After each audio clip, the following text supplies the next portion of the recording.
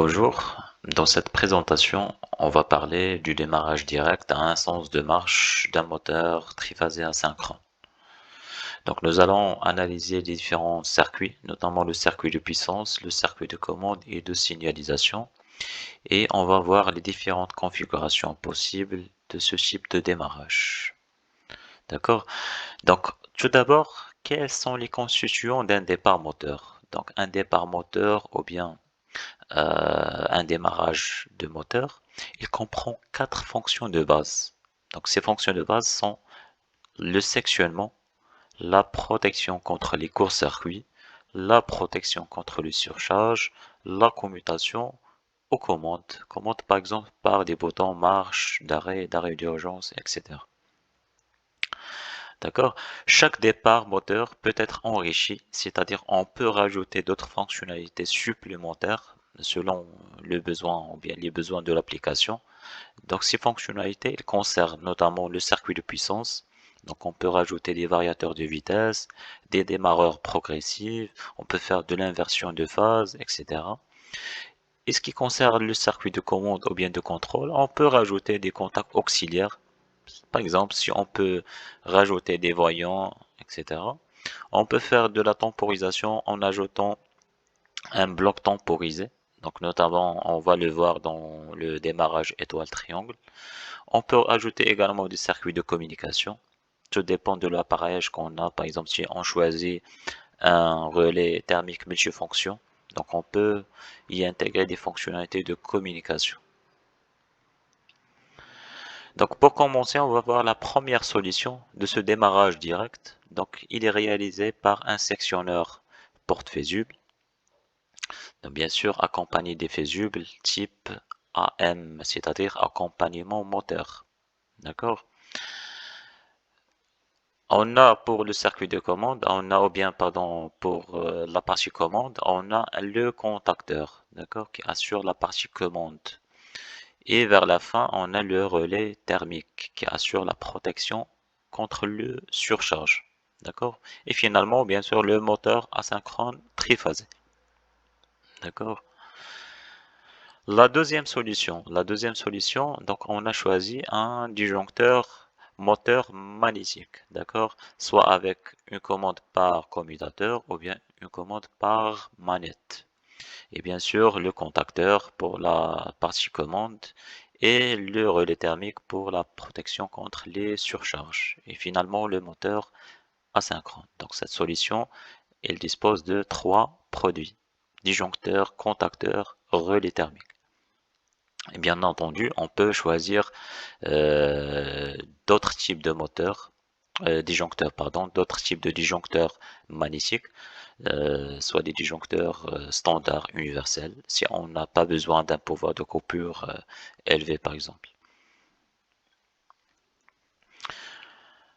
Une troisième solution, donc on a choisi un disjoncteur magnétothermique, donc c'est un disjoncteur moteur. Bien sûr, on pourra choisir d'autres types de disjoncteurs magnétothermiques standards, tout dépend de l'application. Et on a choisi le contacteur, donc on a deux produits. Ici, on a éliminé le relais thermique, puisque la fonction thermique il est assurée par le disjoncteur de tête lui-même. D'accord?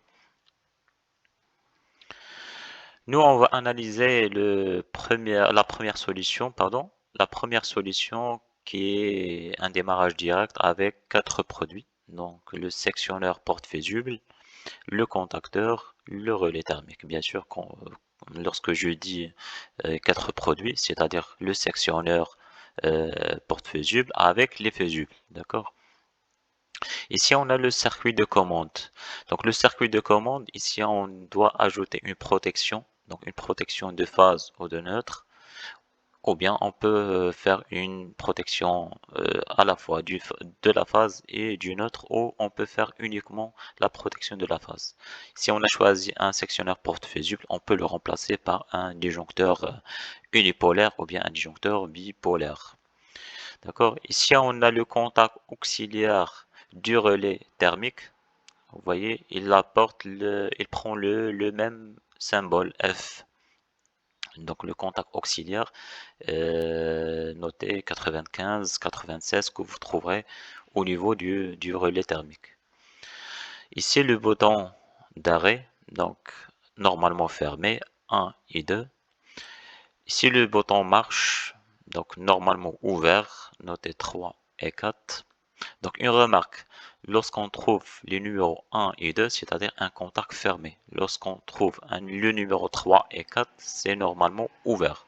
Donc par exemple, lorsque je dis par exemple 23, 20, 24, c'est-à-dire un contact normalement ouvert. Donc on regarde les deuxièmes chiffres. D'accord.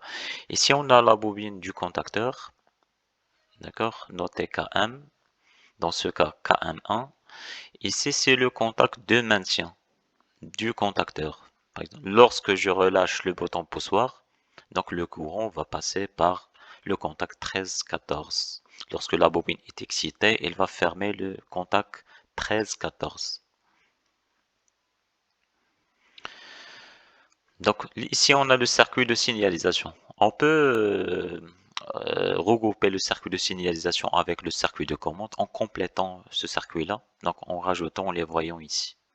On peut l'appeler tout simplement circuit de commande ou bien on peut le séparer dans un autre schéma. Donc ici, comme vous voyez, on a le premier voyant H1, il indique la présence de la tension. Donc il est fermé par défaut. Donc la tension, il arrive par défaut par ici. Donc en allumant un voyant appelé H1, indiquant la présence de tension.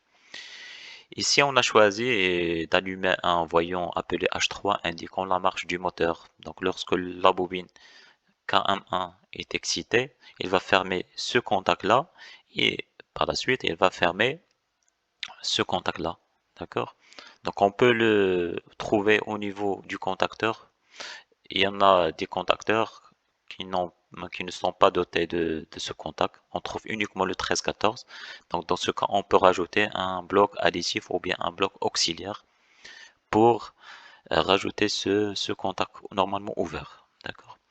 On a choisi également d'indiquer l'état du défaut de surcharge par un voyant H2. Donc lorsqu'un défaut est détecté par le relais thermique, donc le contact 97-98 qui est normalement ouvert, il va se fermer en allumant la lampe H2 indiquant le défaut de surcharge. D'accord. Une règle générale, la protection contre les courts-circuits, elle doit être toujours placée en tête de l'installation, c'est-à-dire en tête du départ moteur. Ensuite vient la commande, le contacteur, et vers la fin, on trouve le relais thermique. Le relais thermique, il doit être toujours installé le plus proche du moteur. Pourquoi? Parce que les courants de surcharge naissent au niveau du moteur. D'accord? Pour assurer une protection optimale du moteur. Donc, comme vous voyez, on analyse toujours le premier schéma ou bien la première configuration qu'on a vue, utilisant un sectionneur porte-fusible, contacteur, relais thermique. Ici, on a rajouté un transformateur. Donc, quel est le rôle du transformateur? Le rôle du transformateur, il permet de convertir ou bien transformer la tension, ici 400 volts entre phases, à une tension que l'on peut manipuler au niveau du circuit de commande, selon l'appareillage qu'on a. Ici, si on a besoin, on a un contacteur qui fonctionne en 220 volts AC, c'est-à-dire la bobine fonctionne en 220 volts AC, on doit allumer le circuit de commande par 220. D'accord. Donc toujours on a le contact auxiliaire du relais thermique, noté 95-96. Si on a rajouté un arrêt d'urgence qui permet de couper le circuit en cas d'anomalie, d'accord? Il est normalement fermé.